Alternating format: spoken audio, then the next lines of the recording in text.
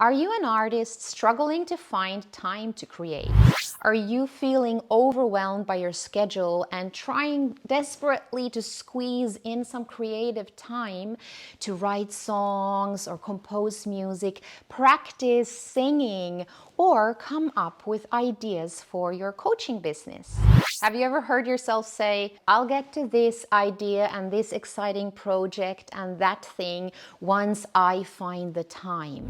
Have you tried countless productivity hacks and find yourself to be still frustrated about them not delivering you the thing that you think you need the most? Time!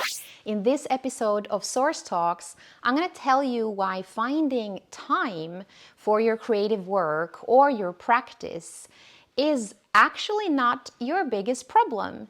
And I'm going to show you 3 things that might be conspiring against you instead, and also what to do about it.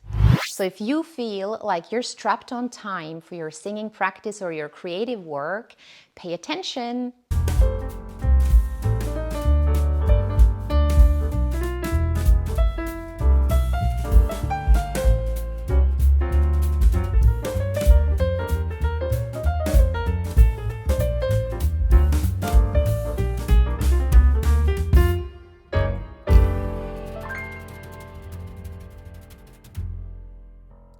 Having more time or finding time for your creative work and your practice is probably the number 1 wish that so many artists have.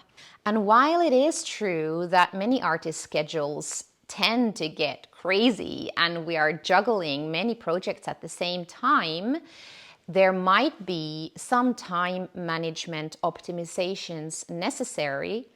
I have noticed that the biggest reason to you not showing up for your creative work or for your singing or music practice does actually not have to do with time. So before going into time management optimizations, why don't you check out this video and see if your creative work and your singing practice is actually being sabotaged by one of the following 3 things. Reason number 1 why you might not be showing up for your creative work or your practice is you're unclear. Being unclear about what to do in the time or what your goals actually are leading to procrastination, overwhelm, and this feeling like there's so much to do all the time that it's impossible to find the time for it. Having clear goals helps you to set up a strategy for success. And with having a strategy for success, what I mean is having a clear idea about what it is that you have to do every week and every day in order to meet your goals. Being clear about what you need to do for your creative work or for your singing practice on any given day relates to the big picture, having a very clear big picture. So where is it that you want to move towards within the coming quarter or the coming month? What needs to happen in that quarter or in that month? What do you want to learn? What do you want to accomplish? What projects do you want to move forward or release? What do you want to master in your voice? What do you want to accomplish in your artistry? And I know that many creatives, including myself, tend to cringe at the idea of having a goal because it sometimes feels like it's narrowing down our creativity. You know, you've heard about smart goal setting and you think, oh, this is not creative at all. This is not how I flow. And that's totally cool. There's plenty of ways you can be creative with the smart goal setting, which is another topic for another Source Talk. But for now, I just want you to realize the importance of having clear goals, a clear vision, a clear idea where it is that you want to move towards. And that way, it gets so much clearer for you what to spend time on and what things to leave on the back burner and get back to at a later point. Otherwise, it's so easy to get sucked into a vortex of possibilities and shiny objects. Like, for instance, as a singer, you might get carried away by all the vocal technique interestingness and start training areas of your voice that are cool to train, but not relevant to your short-term goals. And at the same time, you know that there's stuff happening short-term, and you're ending up feeling frustrated because there seems to be not enough time to do everything that you want to do. So your practice sessions end up becoming a little bit of this and a little bit of that, or you get blocked by the thought of not having enough time for everything, so you end up not showing up at all.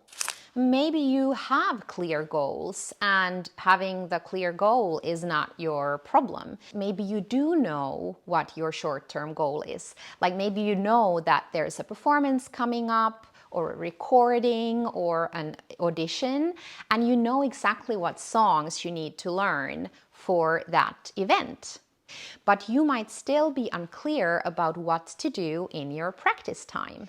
Reason number 2 to why you might not be showing up for your creative work or for your singing and music practice is you're searching for big chunks of time. Stop doing that. Instead of looking for big chunks of time for your creative work and practice, look for the smallest amount of time instead.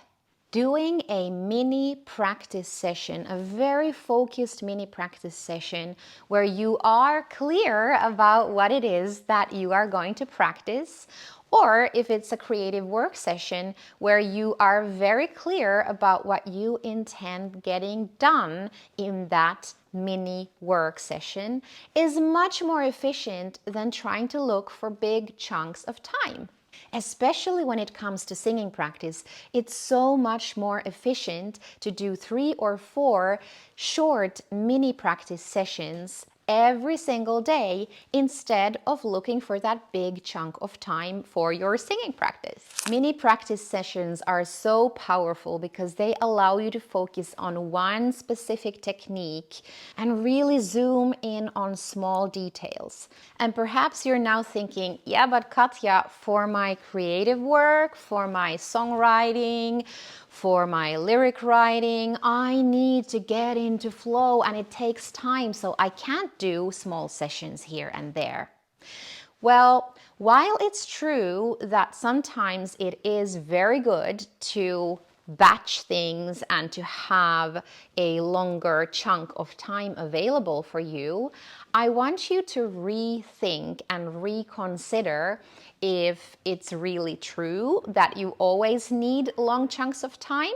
There are plenty of creative tasks that you can do in short sessions.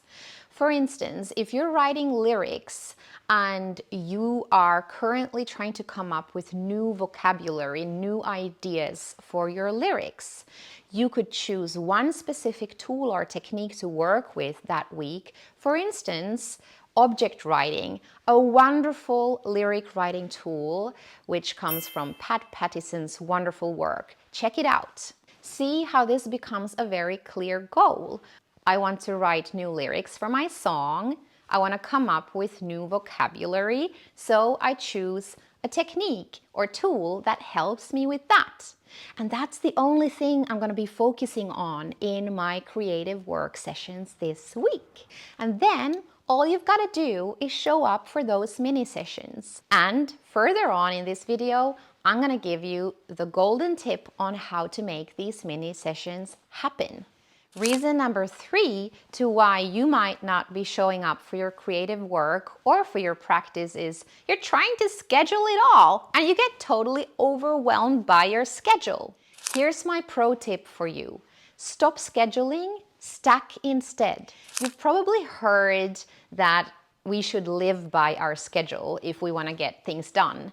And if it's not in the schedule, it's not gonna happen. And while this is all true, there is a thing with scheduling that might be sabotaging you, and that is trying to squeeze in everything into the schedule and getting overwhelmed by the things that you have to do, especially when it comes to building in new habits. Let's say you want to rock these mini work sessions and these mini practice sessions, and you get all eager to schedule them in your schedule.